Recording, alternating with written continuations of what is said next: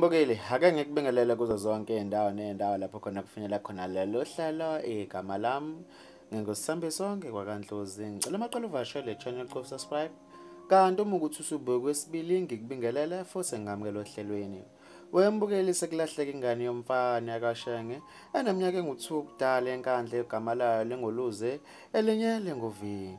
Kubuka ukuthi le ngane iduke endaweni yaseNkandla eNtingwe kodwa longwane esifundazweni saKwaZulu-Natali.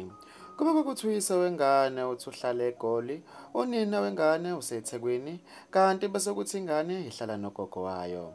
Ihambe nenye eneminyaka engu-13 ubudala yaduka kanjalo.